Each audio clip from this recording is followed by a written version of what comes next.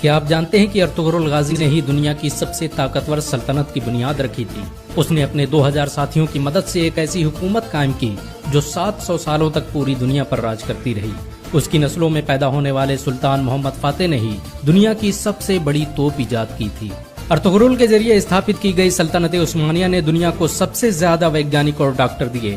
Rocket technology پر آدھارت دنیا کا پہلا جہاز سلطنت عثمانیہ میں ہی بنایا گیا تھا۔ ارطغرل نے ڈاکٹروں اور عالموں کی ایک بڑی جماعت تیار کی تھی جو مفت میں لوگوں کی مدد کرتی تھی۔ ان کا پورا خرچ ارطغرل خود اٹھاتا تھا۔ ارطغرل اکیلا انسان تھا جس سے منگول بھی دہشت کھاتے تھے۔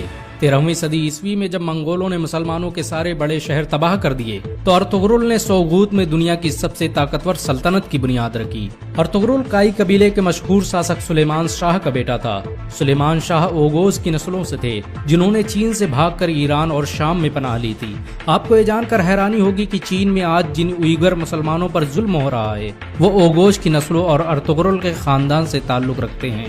بہت کم لوگ جانتے ہیں کہ ارطغرل غازی نے قرآن کو اپنا سنویدھان بنایا تھا۔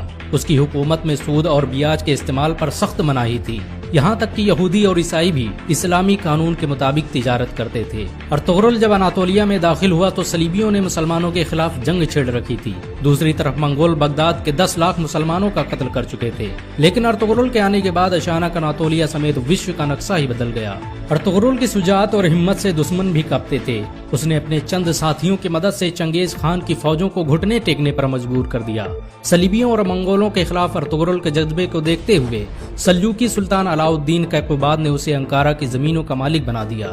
ارطغرل قرآن کے بنائے اصولوں کے مطابق حکومت کرتا تھا۔ اس کی نظر میں سب برابر تھے، یہی وجہ ہے کہ اس سے پربھاوت ہو کر بہت سے لوگ مسلمان بن گئے۔ چنگیز خان کے سپہ سالار اور صلیبی کمانڈروں نے بھی ارطغرل کے ہاتھوں اسلام قبول کر لیا۔ اناطولیہ کی سرحدوں میں آ کر ارطغرل نے سب سے پہلے سوغوت کا قلعہ فتح کیا۔ یہ وہی قلعہ تھا جہاں پر ہزاروں مسلمان قتل کیے گئے تھے۔ سوغوت کو فتح کرنے کے بعد ارطغرل نے وہاں ایسا نظام قائم کیا کہ وہ سلجوقی سلطنت کا سب سے امیر شہر بن گیا۔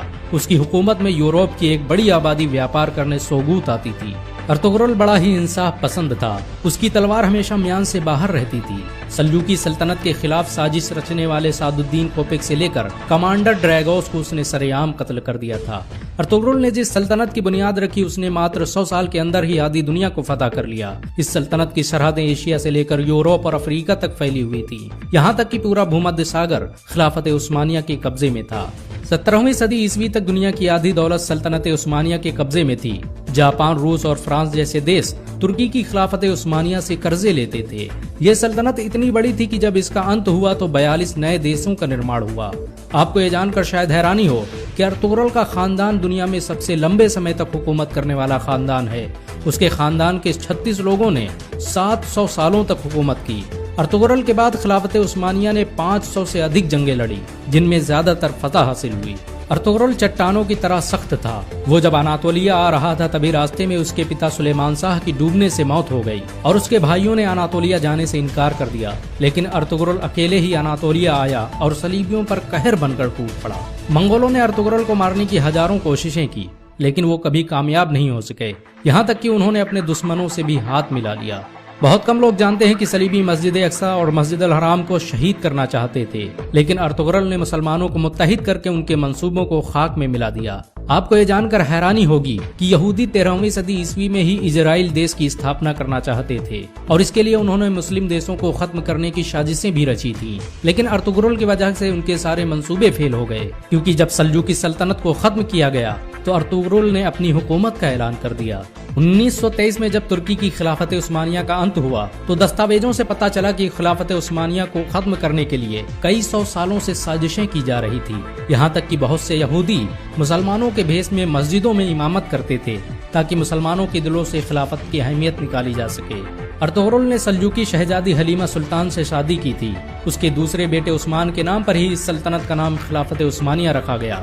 ارطغرل کے بیٹے عثمان نے جب ترکی میں عثمانی کرنسی کی شروعات کی تو اس پر چھپنے والا پہلا نام ارطغرل غازی کا تھا۔ 2014 میں ترکی کے راشٹرپتی رجب طیب اردوغان کے کہنے پر ارطغرل کی زندگی پر ایک ڈرامہ بھی بنایا گیا۔ ارطغرل کی زندگی پر بنا یہ ڈرامہ اس سمے دنیا میں سب سے زیادہ دیکھا جانے والا ڈرامہ ہے۔ اسے 90 سے ادھک بھاشاؤں میں انواد کیا جا چکا ہے اور دنیا کے 150 سے ادھک دیش اس کا لائیو پرسارن کر رہے ہیں۔ امریکہ نے جہاں اس ڈرامے کو خاموش بم کہا ہے تو وہیں اسرائیل اسے دنیا کے لیے خطرہ بتا رہا ہے، کیونکہ انہیں ڈر ہے کہ مسلمان کہیں پھر سے خلافت کی بات نہ کرنے لگ جائیں۔ سچ تو یہ ہے کہ مسلمانوں کے دلوں میں ارطغرل کا نام آج بھی زندہ ہے۔